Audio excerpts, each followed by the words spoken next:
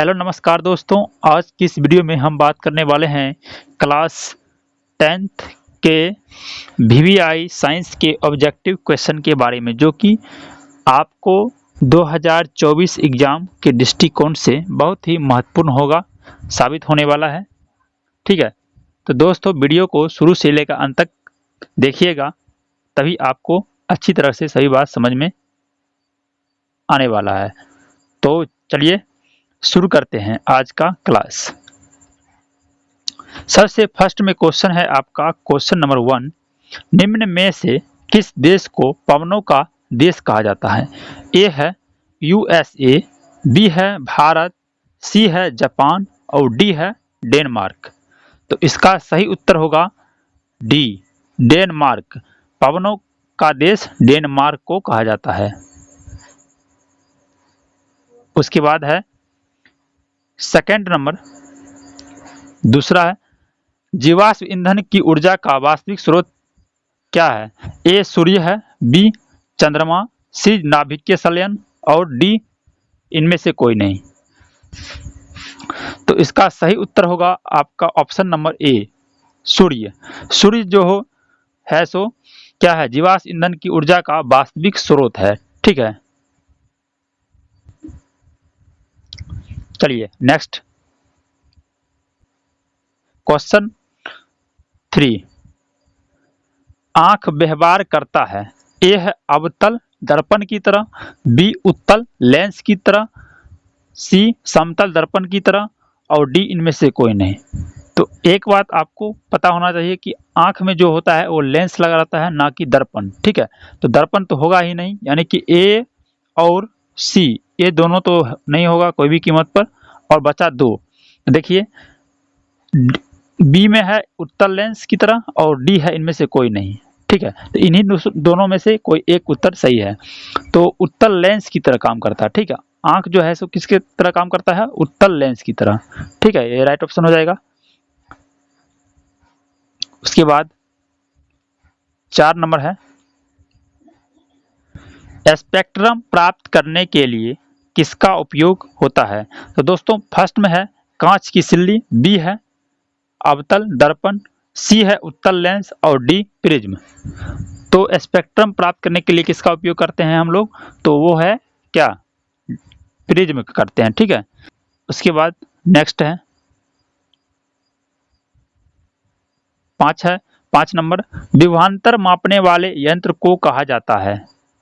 विभवांतर मापने वाले यंत्र को कहा जाता है, क्या कहा जाता है? ए है एमीटर, बी वोल्टमीटर, सी गैल्वेनोमीटर, डी इनमें से कोई नहीं।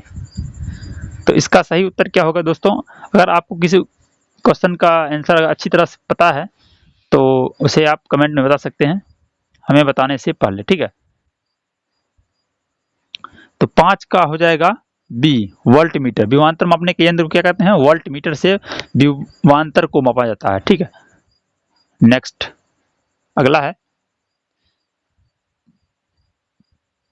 एमीटर को विद्युत परिपथ में कैसे जोड़ा जाता है? ठीक, विद्युत परिपथ में जोड़ने के लिए इसको जो है कैसे उपयोग में लाते हैं? ठीक, एमीटर को श्रेणी क्रम में, पार्श्वबद्ध में, और सी है ए और बी दोनों, और डी इनमें से कोई नहीं। तो वो है श्रेणी क्रम में। ठीक है, श्रेणी क्रम में एमीटर को जोड़ा जाता है। क्वेश्चन 6 के बाद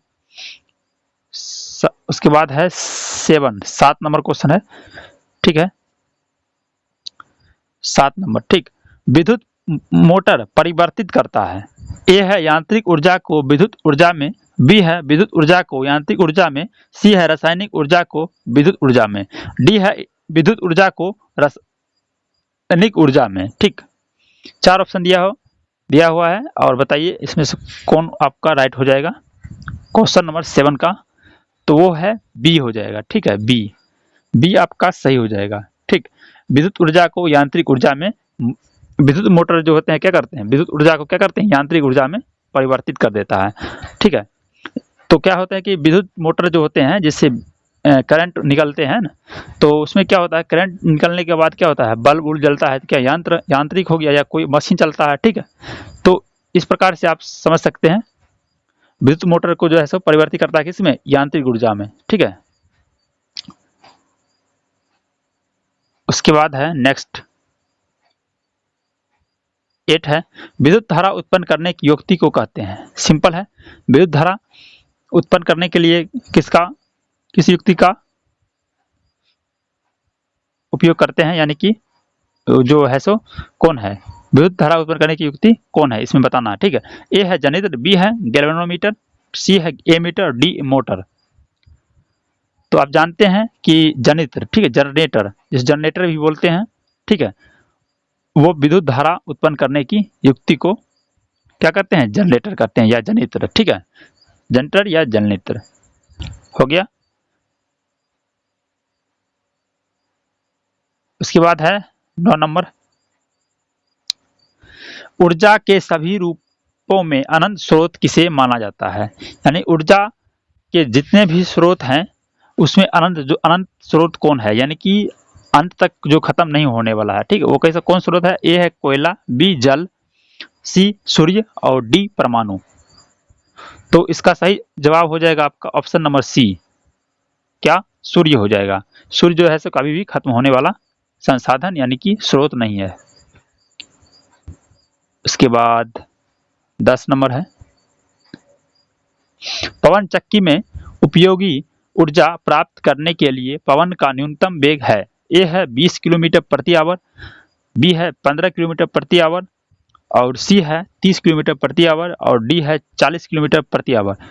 तो पवन चक्की में उपयोगी ऊर्जा प्राप्त करने के लिए, यानी कि पवन चक्की जो होते हैं उसमें ऊर्जा प्राप्त करने के लिए कम से कम यानी कि न्यूनतम पवन की वेग यानी कि उसका जो है सो गति कितना होना चाहिए। ठीक है, तो 15 किलोमीटर होगा तो हमें ऊर्जा प्राप्त हो जाएगा, 15 किलोमीटर प्रति घंटा, यानी 1 घंटा में 15 किलोमीटर की स्पीड चलेगी तो हमें ऊर्जा प्राप्त हो जाएगा। ठीक है, इससे कम अगर होगा तो नहीं होगा, इससे अधिक होगा, जितना भी हो जाए उतना अधिक होगा। चलिए, उसके बाद है 11 नंबर, लोहे का परमाणु संख्या है। देखिए, लोहे का परमाणु संख्या, देखिए जितने भी परमाणु संख्या है आपको याद कर लेना चाहिए। ठीक है, कम से कम आपको 1 से लेकर के 100 तक परमाणु संख्या और जो भी इंपॉर्टेंट है उन सभी को याद कर, लगभग आपको सभी को याद कर लेना चाहिए। ठीक है, जितने भी है, तो कोई भी पूछ सकता है। तो देखिए जैसे पूछ दिया इसमें लोहे का परमाणु संख्या क्या है, तो ए है 23, बी है 26 और सी है 25 और डी है 24। जिसको इसका आंसर अगर जिनको भी याद है और पता था तो आप कमेंट करके बताइए कि हमें पहले से अच्छी तरह से याद था, इसका क्या होगा आंसर। इसका सही आंसर होगा आपका ऑप्शन नंबर बी हो जाएगा। ठीक है, लोहा, इसको एफ ही बोलते हैं। ठीक है, लोहे को एफ ही बोलते हैं संकेत में। ठीक, और इसका परमाणु संख्या कितना होता है, 26 होता है। 11 हो गया। उसके बाद 12 नंबर है, हाइड्रोकार्बन कौन है। अब सबसे पहले समझिए हाइड्रोकार्बन क्या है। हाइड्रोकार्बन का मतलब होता है हाइड्रोजन और कार्बन से मिलकर जो यौगिक बनते हैं उसे क्या कहते हैं, हाइड्रोकार्बन। यानी कि हाइड्रोजन और कार्बन से बने यौगिक मिलकर जो पदार्थ बनते हैं वो क्या होते हैं, हाइड्रोकार्बन। देखिए इसमें ऑप्शन आपका ए है H2O, बी है C6H12O6। ये जो है सो आपका चीनी का फॉर्मूला है। क्या है, चीनी का, चीनी। अगर पूछ दिया आपको चीनी का फॉर्मूला बताइए तो यही फॉर्मूला हो जाएगा, C6H12O6, याद कर लीजिएगा। ठीक है, VVI ऑब्जेक्टिव क्वेश्चन है, ये तो अक्सर पूछ ही देता है इस टाइप का। जे सी है CO2 और डी है HNO3। तो इसमें देखना है कि हाइड्रोजन और कार्बन दोनों होना चाहिए। ठीक है, तो देखिए फर्स्ट में H2O हाइड्रोजन है लेकिन कार्बन नहीं है, और बी में देखिए C6 कार्बन हो गया और हाइड्रोजन H12, दोनों चीज है इसमें। और इधर देखिए सी में CO2 है, सिर्फ कार्बन है और हाइड्रोजन नहीं है इसमें। डी वाला में HNO3, इसमें सिर्फ H है और कार्बन नहीं है, यानी कि ये भी नहीं हो जाएगा, यानी कि ऑप्शन नंबर आपका बी करेक्ट हो जाएगा। इसमें कार्बन भी है और हाइड्रोजन भी है। ठीक है, यानी कि आपका ये राइट ऑप्शन हो गया। इस प्रकार से पहचानना है।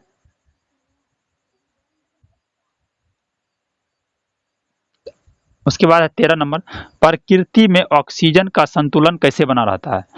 दोस्तों इसका सवाल जो है सो इस सवाल का जवाब आप बताइए क्या होगा, बहुत इम्पोर्टेंट है। ए है संयोजन क्रिया, बी है प्रकाश संश्लेषण, और सी है अपघटन से, और डी है इनमें से कोई नहीं। तो वह हो जाएगा आपका प्रकाश संश्लेषण। ठीक है, 13 क्या हो जाएगा, बी। प्रकाश संश्लेषण के द्वारा प्रकृति में ऑक्सीजन का संतुलन यानी नियंत्रण बना रहता है। ठीक है, उसके बाद 14 नंबर है, डेंगू उत्पन्न करने वाला मच्छर किस तरह के जल में रहता है। ठीक है, आपके सामने 4 ऑप्शन दिया गया है। ए है साफ जल, बी है गंदा जल, और सी है खारा जल, और डी है मृदु जल। 14 का क्या होगा, साफ जल। ठीक है, साफ जल में जो है सो डेंगू उत्पन्न करने वाला मच्छर, ठीक है, रहता है। अगर इसमें पूछ दिया आपको मलेरिया उत्पन्न करने वाला मच्छर किस तरह के जल में रहता है, तो वो रहता है गंदा जल में। ठीक है, उसका आंसर ये हो जाएगा। अगर रहेगा तो मलेरिया रहेगा, तो यहाँ डेंगू था तो आपका हो गया क्या, साफ जल। याद रखिएगा दोस्तों, सभी प्रश्न इंपॉर्टेंट है, कुछ भी आ सकता है इस समय में से। ठीक है, कोई भी प्रश्न पूछ सकता है। उसके बाद देखिए 15 नंबर है, तंत्रिका कोशिकाएं क्या कहलाती है। ए है साइटोन, बी न्यूरॉन, सी एक्सॉन, और डी डेंड्रोइट। तो बताइए इसका सही जवाब क्या होगा। क्वेश्चन नंबर कितना है, 15। ठीक है, तो वो हो जाएगा आपका ऑप्शन बी न्यूरॉन। ठीक है, तंत्रिका कोशिका क्या कहलाती है, न्यूरॉन कहलाती है। ठीक है, याद रखिएगा दोस्तों। उसके बाद 16 नंबर है, अंडाणु निषेचित होता है। ए है, बी और सी और डी। 4 ऑप्शन दिया गया है, इनमें से एक सही है। ठीक है, तो अंडाणु निषेचित होता है वो होता है फिलोपियन नलिकाओं में। 17 नंबर है, शुक्राणु बनता है। ठीक है, तो शुक्राणु किसमें बनता है, तो वो है आपका हो जाएगा ऑप्शन नंबर 17 क्या, ए हो जाएगा, वृषण में। नेक्स्ट